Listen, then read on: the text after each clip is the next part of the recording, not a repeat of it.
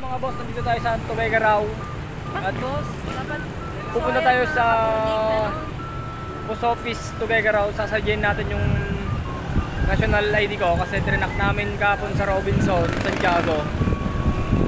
Since 2022 pa daw, na-deliver na sa post office Tuguegarao.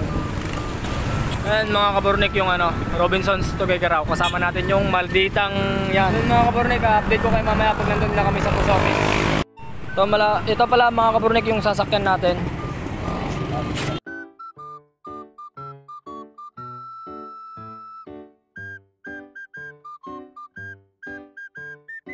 So ayun mga kabornik, nandito na tayo sa Philippine Postal Corporation. Ayan.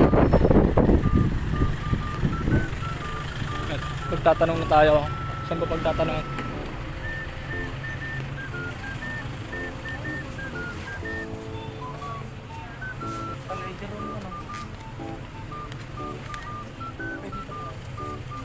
Ma'am, may tatanong lang po sana namin kung nandito pa po yung ID ko.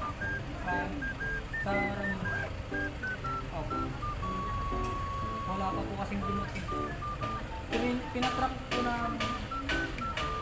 po namin sa Robinson Santiago po noong 2022 pa nandito daw. Opo. Opo. try mo na lang. Ipapatrack na lang po namin try.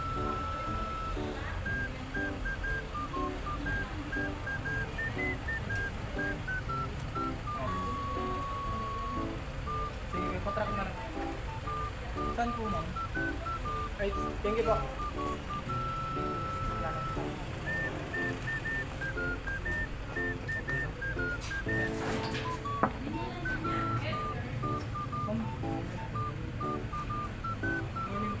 Ma'am, pwede pong patrack po sa isang red. Kasi pinatrack po namin kahapon sa Robinson ng Santiago po. Since 2020 po po nandito na po.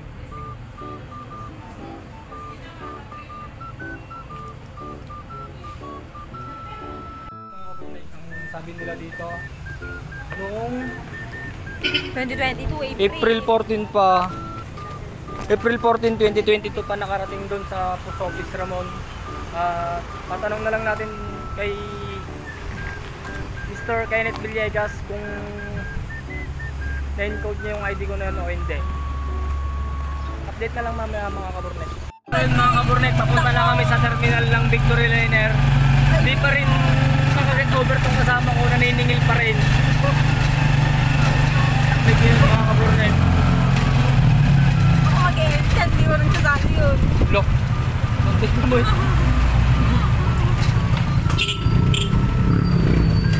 Mabahit ka mamaya pagka-uwi.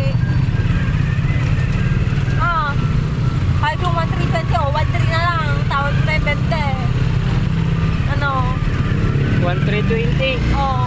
Ay, 6,320. Parang may naamoy ako hindi maganda. Oo. 1,320, bayaran mo yung i-Gcash ko yun. Wala na nga akong pera. Hindi, may pera pa pala ako pero kulang. Antayin mo na lang yung ni Papa. Magapit, bedak buo, sibubuo. Tignan nyo mga boss. Nagmisuot bigla yung rupa niya. Barinig kita sa mukha!